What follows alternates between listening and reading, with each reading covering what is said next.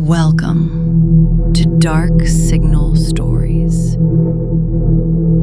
My nurse there, and I thought myself alone. I was not frightened, for I was one of those happy children who are studiously kept in ignorance of ghost stories, of fairy tales, and of all such lore as makes us cover up our heads when the door cracks suddenly, or the flicker of an expiring candle makes the shadow of a bedpost dance upon the wall, nearer to our faces.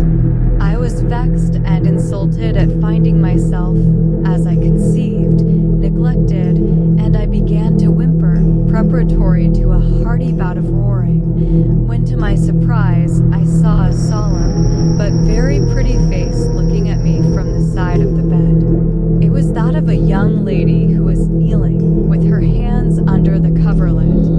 I looked at her with a kind of pleased wonder, and ceased whimpering.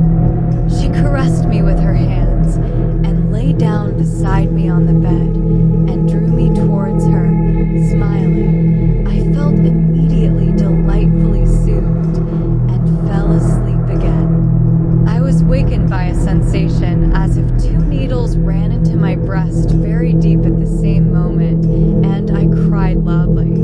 The lady started back, with her eyes fixed on me, and then slipped down upon the floor, and, as I thought, hid herself under the bed. I was now for the first time frightened, and I yelled with all my might and main. Nurse, nursery maid, housekeeper, all came running in, and hearing my story, they made light of it, soothing me all they could meanwhile.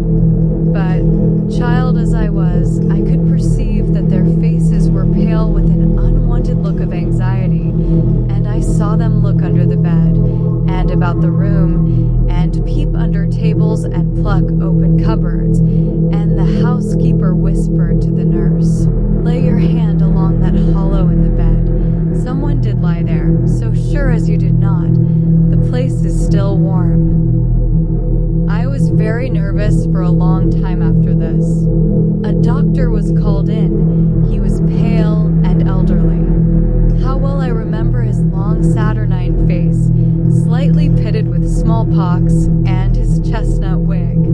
For a good while, every second day, he came and gave me medicine, which of course I hated. The morning after I saw this apparition, I was in a state of terror, and could not bear to be left alone, daylight though it was, for a moment. I remember my father coming up and standing at the